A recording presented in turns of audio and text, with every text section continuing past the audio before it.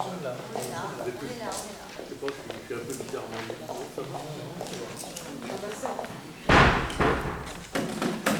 Bah, ça serait peut-être mieux, non? Je fais un peu... Je vais vous installer très tranquillement. Donc nous avons 8 participants à la table ronde. J'ai envie de vous souhaiter participer pendant ou à la fin? Ah non, c'est vous. On aura la parole pendant. Tranquille. Déjà. On va donc commencer cette table ronde. Le thème que l'on a retenu dans les réunions de préparation, c'est le vivre ensemble, on l'a dit. Mais comment les élus et les associations contribuent-ils au maintien à domicile des personnes âgées et au soutien de leurs proches aidants? Avec 4 sous-thèmes sur lesquels je vous relancerai: les besoins, les contraintes, les solutions, les évolutions. Comment? Je peux pas brancher? Bon, ouais, vous savez, je la vois. Alors, je vais d'abord donner la parole sur ce thème à M. Paul Janto. M. Paul Janto, qui a été député de 2007 à 2012, qui est vice-président du Conseil régional en charge de l'économie, de la recherche et de l'enseignement supérieur. C'est bien ça. Ces crédits m'intéressent beaucoup à titre personnel. Et qui est aussi maire de Champigné, charmante localité du canton de, comment on dit maintenant? Tiercé, voilà, du canton de Tiercé, le grand canton de Tiercé. Donc, avec vos diverses expériences d'anciens députés, de conseil régional et surtout sans doute de maire, comment vous voyez aujourd'hui l'évolution de l'aide à domicile? Pour votre budget enseignement supérieur et recherche, on se verra après la réunion, si vous voulez bien. Oui, j'ai un vrai souci d'ailleurs. J'en doute pas.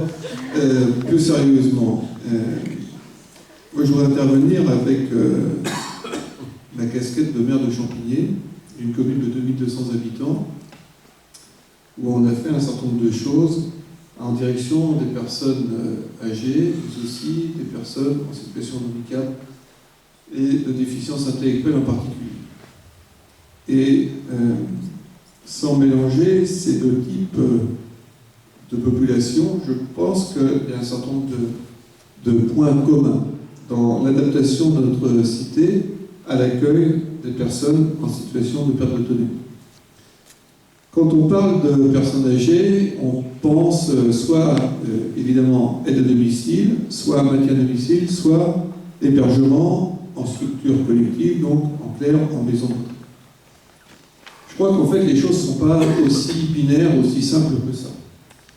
Et il nous faut imaginer des solutions diverses, variées, adaptées à chaque type de situation. On ne peut pas faire cas par cas, mais vous savez, pour les jeunes, on parle de parcours résidentiel. C'est-à-dire qu'on a 17 ou 18 ans, on est chez papa et maman, on commence à s'émanciper un peu, on prend un petit studio, une chambre, et puis on a une amie ou un ami, on vit dans un T2, et puis on forme un projet de vie, on a des enfants, on prend un appartement un peu plus grand, et puis un jour on construit une grande maison, on élève ses enfants, enfin bref, vous connaissez tous ça aussi bien que moi, on a tous vécu ça, parce que je vois ça, il y a un certain nombre de personnes comme moi qui ont les cheveux blancs, et on se retrouve un jour avec une grande maison, les enfants sont partis, les petits-enfants pour différentes raisons viennent moins souvent en vacances, et la maison est grande, il y a des escaliers, elle n'est pas très fonctionnelle, elle n'est pas adaptée à la perte d'autonomie. Parce que c'est comme ça, parce que quand on vieillit, on a besoin d'un rayon d'action moins important, parce que les gestes de la vie de tous les jours qu'on peut faire plus difficilement, quand en plus on n'est pas frappé par une maladie dégénérative, neurologique ou autre. Donc il faut aussi proposer un parcours résidentiel et adapter le logement à l'autonomie ou à l'âge de la personne. Pour ça, dans la commune, on a créé, avec l'Office départemental public d'HLM, Maine-et-Loire Habitat, on a créé des logements adaptés style vivre son âge. Mais au-delà de ça, donc c'est des logements, vous connaissez, le plein pied, petite maison, avec un jardinet, etc. Et puis on a voulu aller plus loin. On a créé des logements particulièrement adaptés aux personnes en perte d'autonomie, seules ou en couple, adaptés au couple, parce qu'on imagine toujours la personne âgée seule, et ce n'est pas forcément le cas. Donc on a travaillé la question avec un architecte, avec Ménéo Habitat, et on a fait des logements qui sont assez petits, qui font 70-80 mètres carrés, mais il n'y a aucun couloir, aucune dépendance. Enfin, quand je dis aucune dépendance, c'est juste une petite pièce pour mettre le lave-linge et puis faire un peu de buanderie et mettre le conteneur à poubelle. Et puis, en fait, on peut très bien démonter les cloisons entre la salle de bain et les toilettes, entre les toilettes et la chambre, pour avoir une grande autonomie, ne pas avoir de difficultés de déplacement si on est avec un déambulateur ou un fauteuil roulant. Et puis, l'architecture est faite de telle sorte que la pièce de séjour, on puisse voir dans la chambre. Ce qui fait que si un des deux du couple est alité très souvent dans les journées ou presque tout le temps, eh bien la personne qui vit avec peut avoir un contact physique, visuel et auditif avec la personne. Donc c'est dans les logements adaptés, et autour de ça, on a créé quelques services qui sont tout à fait simples, comme par exemple tout simplement que ce sont mes employés communaux qui vont par exemple mettre les conteneurs sur le bord de la route, parce qu'évidemment, quand vous êtes en déambulateur, c'est très difficile d'emmener un conteneur d'ordures ménagères à 15 mètres de votre logement. Donc des petits services qui sont rendus autour, avec évidemment des services que vous connaissez tous, le portage de repas, les soins de domicile, etc.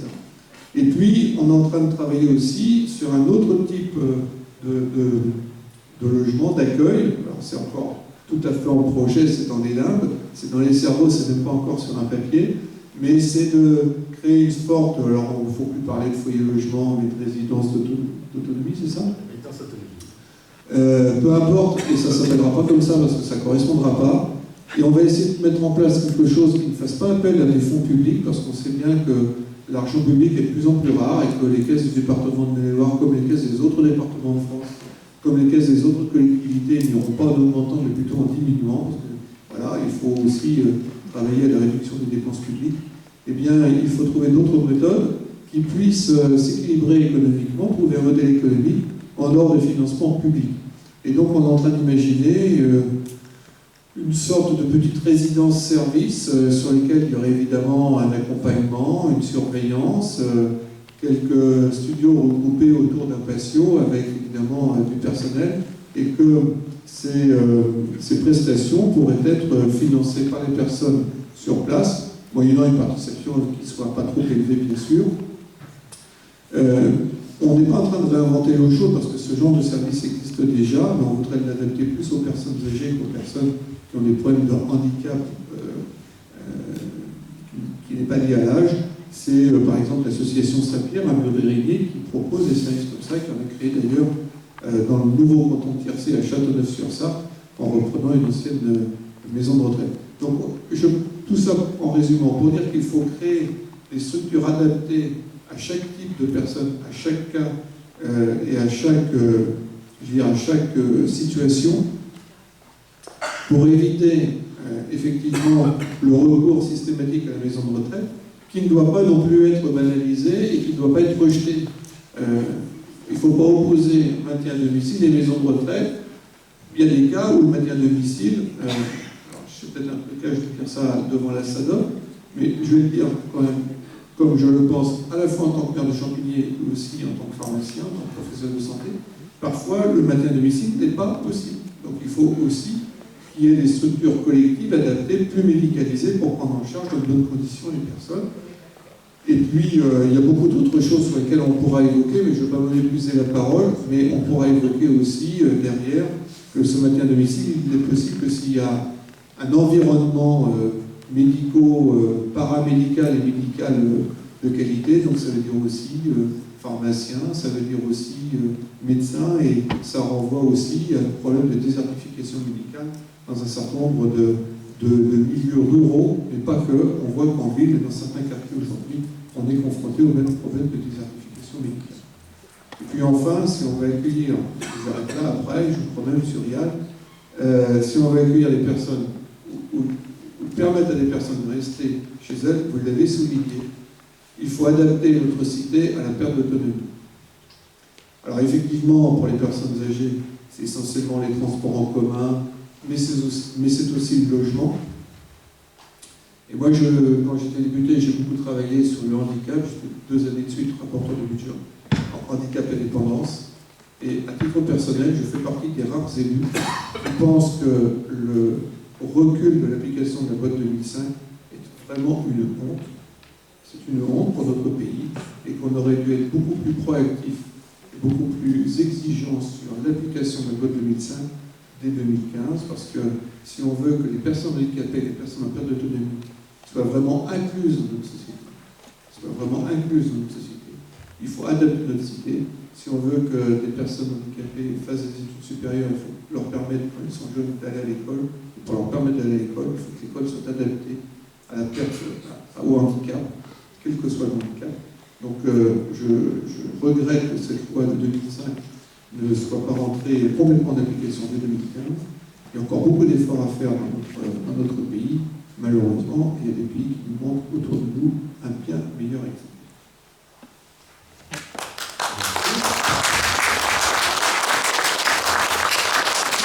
Merci, c'est vrai qu'avec une de mes autres casquettes, nous avions travaillé ensemble pour un amendement sur les droits d'auteur et les fichiers sources en ce qui concerne les déficients visuels pour la loi de 2011. Je ne sais pas si vous en souvenez. Voilà. Je vais maintenant passer la parole au chef de file, c'est-à-dire Madame Marie-Pierre Martin, qui est première vice-présidente du conseil départemental et pour qui la loi d'adaptation de la société au vieillissement constitue sans doute un souci financier majeur. Merci de me donner la parole. Alors, je représente le département, je pense pas être le chef de file, mais le département est bien le chef de file. Et si nous reprenons le contexte, dans tout ce qui vient d'être dit et qui a été retracé précédemment, on se rend compte que les besoins sont croissants, les besoins à domicile, que les contraintes financières et législatives sont importantes, et en augmentation également, qu'il nous faut trouver des solutions à développer pour ajuster les réponses aux besoins, et qu'inévitablement, nous devons prendre en compte l'évolution des services d'aide à domicile. Alors vous avez dit, professeur, en parlant tout à l'heure, vous avez bien présenté les enjeux pour le département. Des enjeux, de la contrainte financière certainement, mais vous avez parlé aussi du maintien d'un équilibre territorial. Et ça, le département est très attaché à ce que dans le département, où que nous soyons, où que les personnes âgées soient, on puisse trouver les mêmes services, les mêmes possibilités d'hébergement, et c'est un enjeu important. Et puis pour ça, le département se doit de coordonner un petit peu tous les acteurs, d'activer les partenariats qui existent déjà. Mais c'est vrai que c'est une force dont nous avons besoin. Et puis vous avez parlé de la conférence des financeurs. C'est vrai que le département, là aussi, se retrouve chef de file de la conférence des financeurs qui en est qu'à son démarrage. Les premières réunions viennent de se tenir pour organiser ce financement des nouvelles directives de la loi. Et je ne sais pas plus ce que je voulais dire, mais c'est pas grave, je vais retrouver la conférence des financeurs. Alors, dans ce cadre-là, le département souhaite renforcer sa politique qui concerne l'évaluation pluridisciplinaire. Alors, je ne vais pas reprendre ce qui concerne, mais par exemple, l'APA avec les nouveaux plafonds, la diminution du reste à charge, effectivement, toujours une inquiétude pour le département. Dans le cadre de la loi, cette nouvelle partie de l'APA est financée pour le démarrage. Je n'ai pas eu de réponse après avoir posé la question à la secrétaire d'État sur ce qu'il adviendrait de la montée en charge de cette APA 2 qui est inévitablement montée en charge. Donc le département se soucie bien évidemment de ça. Et puis aussi, vous l'avez évoqué, le droit au répit des aidants. C'est un enjeu important qui existe déjà depuis un moment, mais qui est vraiment au centre de nos préoccupations. Le département va mettre en œuvre un schéma autonomie, ça a été dit aussi, qui reprendra justement ces soucis d'égalité territoriale, d'aide aux proches aidants, d'aide aux services à domicile, etc. Alors, je pense aussi que, en lien avec ce qu'a dit Paul Janto, que le maintien à domicile est souhaitable, est souhaité, par rapport aux maisons de retraite. Alors, quelquefois, dans l'esprit de certaines personnes, il y a une assimilation entre maison de retraite et EHPAD, ce qui évidemment n'est pas la même chose, c'est-à-dire qu'il peut arriver un moment où le maintien à domicile est compliqué, mais peut-être pourrait être compensé par un accueil dans une résidence autonomie, une résidence avec des logements adaptés, des nouvelles technologies, avant de pouvoir aller dans un établissement qui n'est pas, où là, on accueille des personnes en grande dépendance et souvent à un âge très avancé. Donc l'enjeu aussi pour le département et pour tous les partenaires qui sont là, c'est de trouver des solutions avant cette entrée en EHPAD. Et nous avons donc besoin de réfléchir à tout ce qui est innovation, et le département sera toujours un soutien à tous les projets innovants. Un exemple très récent, c'est la Technicothèque à Angers, Technicothèque qui permet à ceux qui en ont besoin de bénéficier d'aides techniques avec la possibilité d'acquérir une aide technique et d'avoir des conditions et des facilités pour le financement. C'est important. Et nous avons aussi une maison d'autonomie, on en avait parlé en Maine-et-Loire, nous avons une maison d'autonomie, c'est-à-dire qui regroupe la maison départementale des personnes handicapées et les services d'évaluation de la direction d'autonomie. Et je crois que c'est un rapprochement qui est important pour les bénéficiaires, parce qu'ils ont une réponse qui leur est donnée plus facilement en accord les uns avec les autres.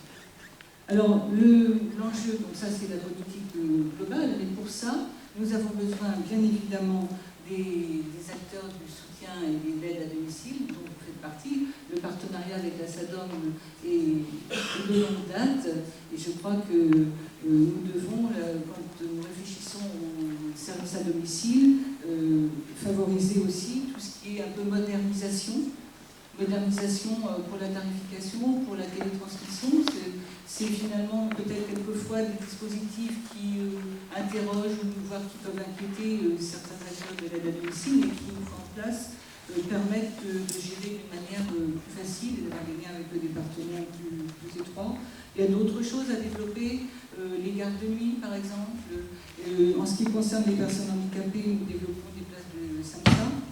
Et puis, alors bien sûr, pour le département, le nouveau régime d'organisation va évidemment entraîner beaucoup de travail. Alors, prise en compte des secteurs d'aide à domicile, donc vous faites partie, mais prise en compte aussi, ça a été dit, et bien évidemment, des besoins des proches aidants, des proches aidants. Alors, avec un effort sur leur information, la sensibilisation, les formations, quand ils le souhaitent et quand c'est nécessaire.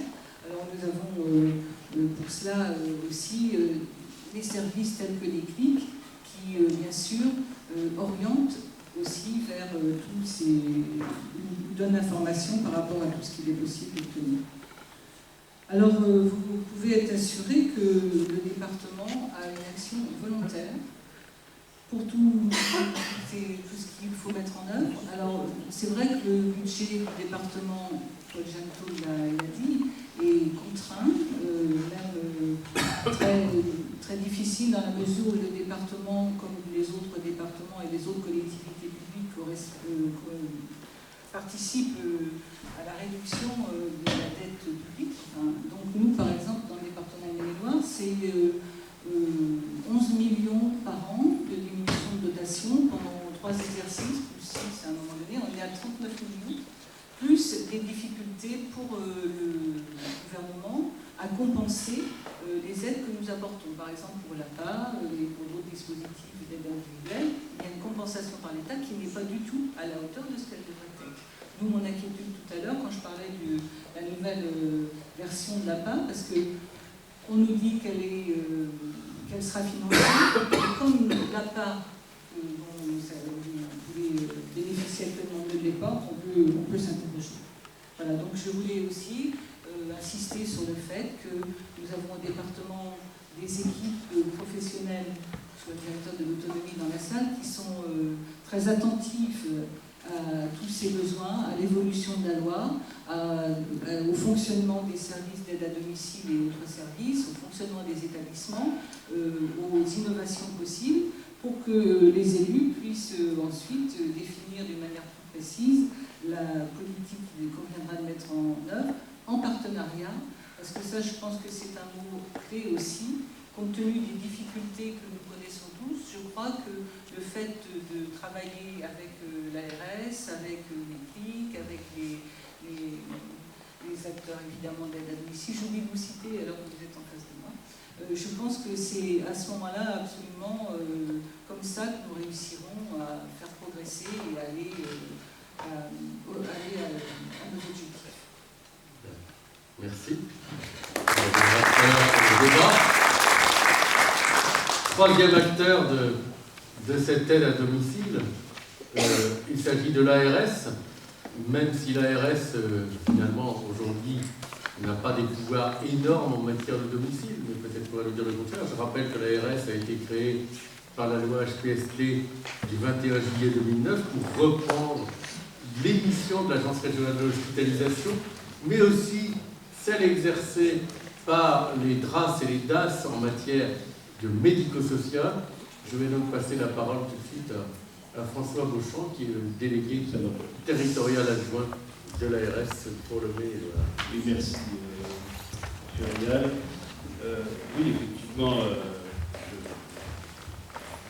je confirme effectivement que les compétences de l'ARS ne sont pas importantes s'agissant de l'aide à domicile, sauf par le biais du soin, puisque c'est par ce critère-là que l'ARS intervient. Donc je rappelle effectivement pour les services les plus anciens, de dire classiques, l'ARS a repris au moment de sa création la compétence du financement des SIAD, qui sont un acteur évidemment important de soutien à domicile des personnes âgées.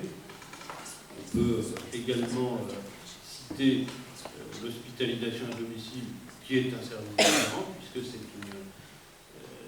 pour des interventions de moins longue durée, qui est avant tout une alternative à l'hospitalisation et qui n'est pas ciblée.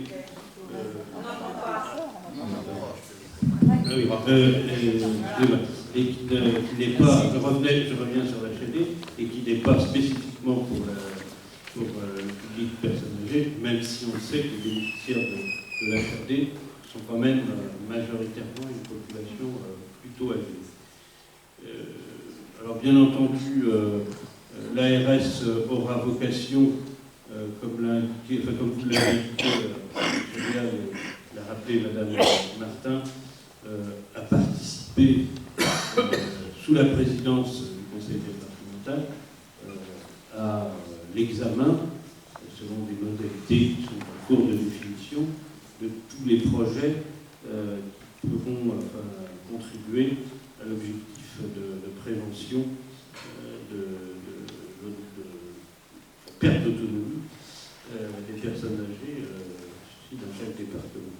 Je voudrais peut-être quand même insister sur deux points ou deux initiatives, enfin surtout une initiative de l'ARS Pays de Loire en matière de soutien à domicile, qui est propre d'ailleurs à l'ARS Pays de Loire, qui était un dispositif qui a été voulu par la directrice générale qui avait créé et mis en place l'ARS, à savoir Madame Dessau. C'est le dispositif spécifique sous la forme d'équipes d'appui et de réadaptation. Très simplement, on ne va pas m'attarder là-dessus, mais c'est de rappeler qu'il s'agit de permettre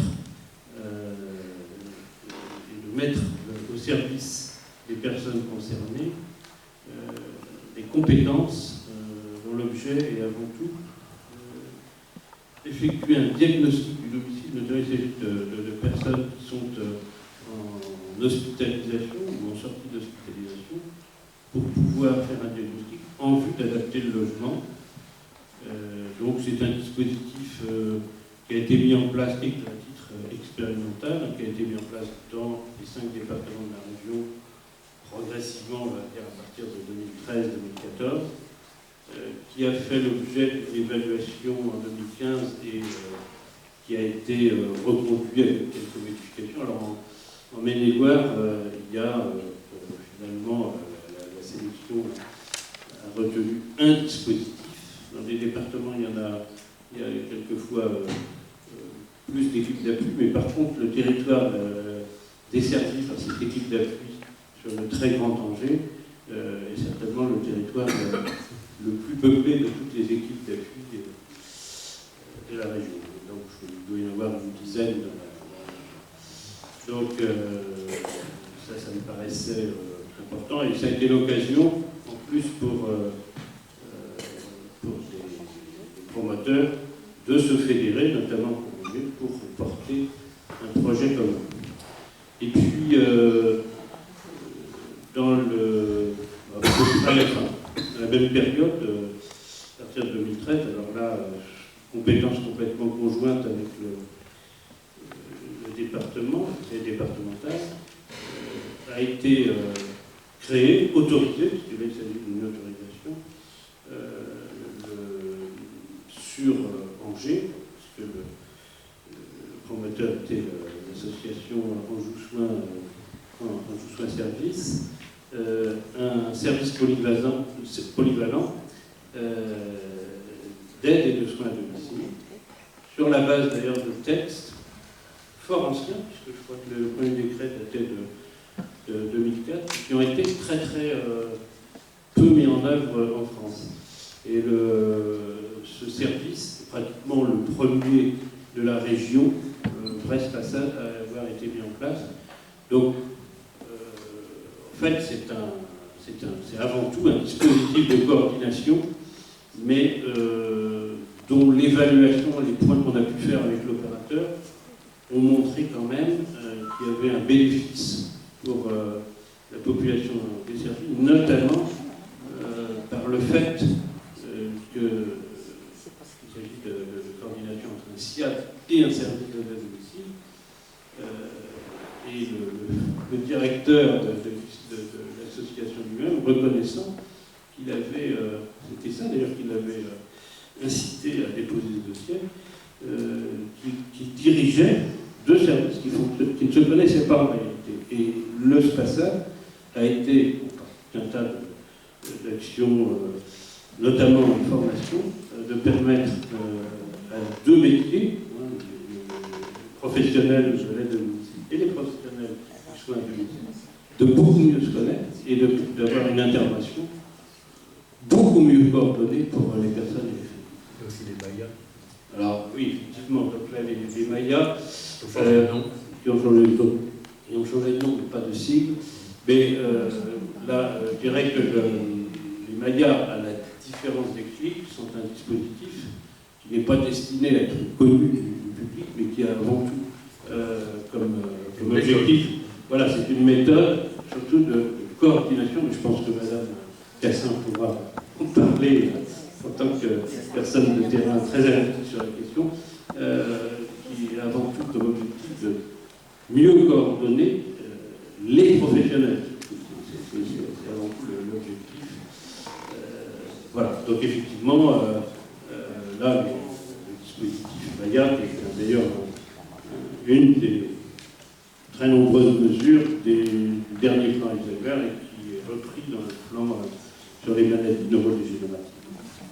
Donc voilà ce que l'on peut conclure. Et donc, comme les perspectives de travail nous conduisent à très certainement nous rencontrer très souvent avec le partenaire naturel qu'est le département sur ces questions-là, pour continuer à travailler, notamment pour la... Vous êtes membre de la conférence des financeurs. Absolument, vice-président, comme vous l'avez évoqué effectivement tout à l'heure. Voilà. On va maintenant passer à des initiatives plus locales, mais tout à fait utiles, avec Éric Cochet, avec qui j'ai animé par plusieurs débats dans ma vie. Éric Cochet, qui est adjoint au maire de Trélazé, chargé de ce secteur, mais surtout président de l'Union départementale des centres communaux d'action sociale. Alors vous savez que les centres communaux d'action sociale, ce sont des établissements publics dépendant des communes, qui depuis la loi du 7 août 2015 ne sont plus obligatoires dans les communes de plus de 1500 habitants, qui sont quelque peu chahutés par le regroupement communal et les fameuses communes nouvelles. Comment est-ce que la CCAS va pouvoir prendre en compte ces réalités du vieillissement et puis tout ce qui est ses besoins, ses contraintes, ses solutions à la réalité? Vous n'avez pas le micro? Je ne vous entends pas. Il faut que ça passe ouvert. Il faut appuyer fortement sur le micro. Il n'est pas assez ouvert.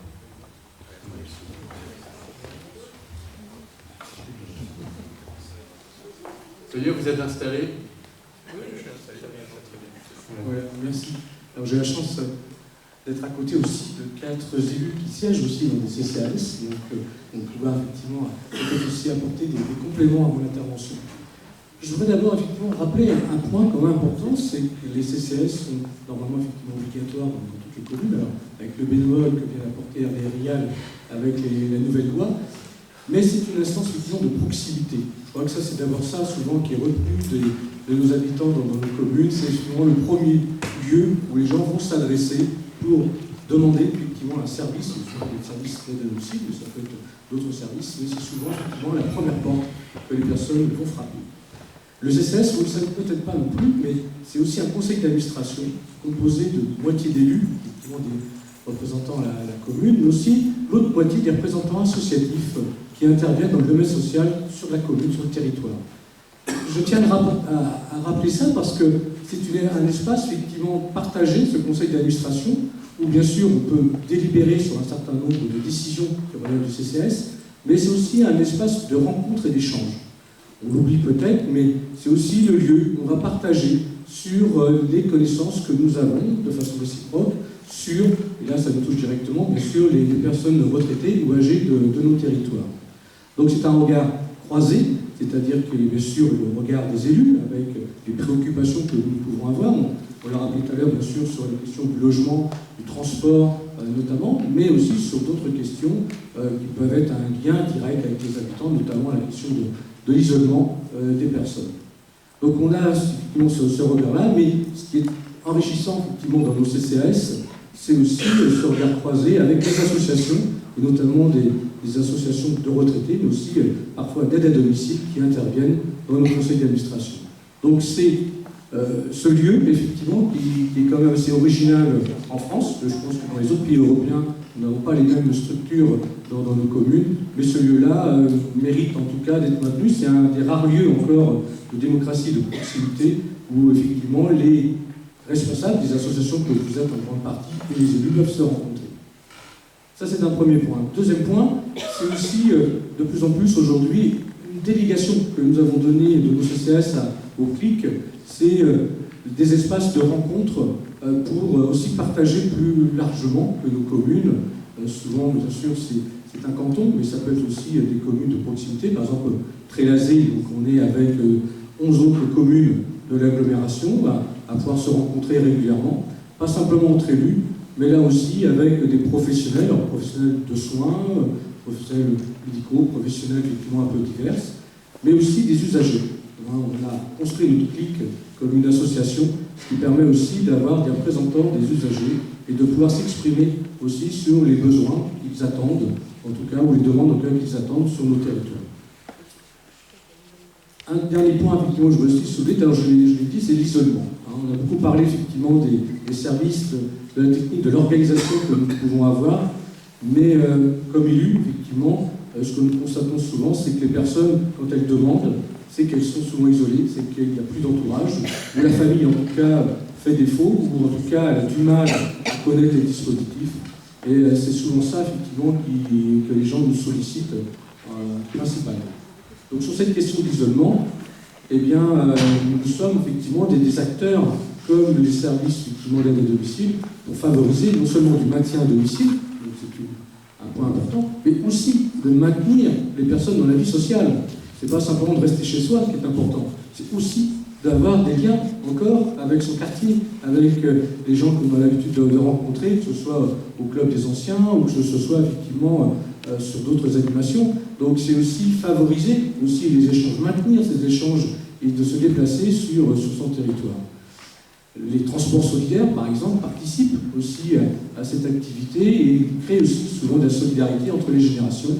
On voit bien qu'il y a des conducteurs effectivement, qui permettent de faciliter le déplacement des personnes plus âgées. Donc notre rôle effectivement de CCAS est vraiment de répondre, d'être à l'écoute des besoins de nos habitants, mais c'est aussi de continuer à innover et principalement de travailler aussi ensemble sur non seulement, comme je disais tout à l'heure, du maintien, mais aussi de favoriser toujours le lien et de ne pas laisser effectivement les personnes toutes seules chez elles.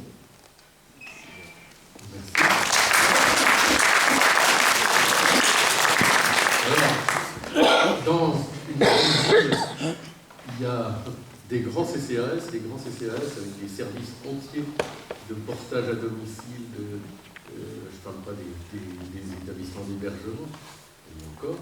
Et pour en parler, nous avons deux personnes du CCAS d'Angers, un élu et un salarié. Je vais commencer par donner la parole à l'élu, à tous seigneurs tout à l'heure. Donc, monsieur Maxence Henry, vous êtes adjoint au maire chargé des personnes âgées. Et je crois que ce n'est pas vous qui présidez le CCAS, c'est Madame Le Goff. Oui, je suis co-président. Vous êtes co-président, voilà. Merci, effectivement, professeur. Alors, je vais être très rapide, parce que je vois que l'heure tourne et qu'à ce rythme-là, on est encore ensemble à 18h. Or, ça n'est, je ne crois pas, votre projet, parce qu'il y a un moment convivial ensuite, et qui plus est, je suis attendu aussi dans quelques minutes à Trélazé, donc vous voyez, je vais même aussi à Trélazé. Voilà, donc, plus sérieusement, trois choses. La première, dire que Angers est une ville adhérente du réseau Ville Amis des Aînés. Et que dans ce cadre, notre responsabilité, c'est de faire en sorte que toute personne à la retraite puisse bien vivre et bien vieillir là où elle est, dans sa cité, dans sa ville, dans sa commune, en l'occurrence à Angers. Et donc nous travaillons à tous les niveaux pour faire en sorte que, au niveau du logement, au niveau des activités, au niveau du transport, au niveau des déplacements, au niveau de la vie sociale, eh bien, tout soit adapté aux personnes retraitées, âgées, dépendantes ou non. On a beaucoup travaillé sur le logement, avec les bailleurs sociaux entre autres, pour faire en sorte que les logements, y compris sociaux, eh bien, soient adaptés et fléchés seniors pour pouvoir accompagner le vieillissement de leurs résidents. On travaille beaucoup sur le soutien à domicile, mais ça je laisserai Romain Martin, qui est le directeur, vous en parler. Et on travaille bien sûr beaucoup auprès des aidants, avec aussi l'UDAF qui en parlera tout à l'heure. Et on a un rôle important sur l'animation au sein de la commune, parce que l'animation est un point qui peut prêter à sourire. Or, c'est essentiel de pouvoir faire en sorte que par ces animations, eh bien, les retraités sortent de la solitude et de l'isolement et puissent maintenir eh bien, une sociabilité tout au long de leur retraite. Quand on parle soutien à domicile, on peut bien sûr parler structure, on peut parler type d'aide, de projet, de plan, de financement, mais tout ça, globalement, ça ne sert pas à grand chose. Pardon de le dire comme ça, s'il n'y avait pas derrière des hommes et des femmes qui, précisément, ont accepté d'en faire leur métier et qui vont à domicile pour pouvoir s'occuper des autres. Et moi, je voudrais juste faire un petit zoom là-dessus pour saluer tous ces hommes, essentiellement ces femmes d'ailleurs, qui consacrent leur vie aux autres, parce que c'est de ça qu'il s'agit, en tout cas leur vie professionnelle. Vous l'avez rappelé, monsieur le vice-président Alori tout à l'heure, vous avez eu la gentillesse de rappeler que j'avais effectivement décoré, je crois, il y a un an et demi, une trentaine de vos salariés qui avaient 20 et 30 ans d'ancienneté, dont madame d'ailleurs, qui avaient 20 et 30 ans d'ancienneté dans l'entreprise et qui depuis 20 ans, 30 ans, mais 10 ans, 15 ans, peu importe le temps, eh bien, s'occupent des autres. Et ça, je crois que c'est important de le souligner, parce que si vous n'étiez pas là, mesdames, eh bien, tous ces plans, tous ces financements, toutes ces structures ne serviraient strictement à rien. Je sais d'ailleurs que malheureusement, il est difficile aujourd'hui de recruter des aides à domicile, parce que c'est précisément un métier difficile. C'est un métier qui est passionnant, vous l'avez rappelé, qui est très riche, mais qui est exigeant. Qui est exigeant physiquement, qui est exigeant moralement, qui est exigeant psychologiquement. Et donc, eh bien, c'est difficile de trouver des personnes pour venir travailler à domicile. Et ça, je crois que c'est un enjeu auquel on est confronté, c'est d'arriver, eh bien, à convaincre peut-être des plus jeunes de la beauté de ce métier. Alors, ce qui me rassure, c'est qu'il y a des jeunes qui se forment,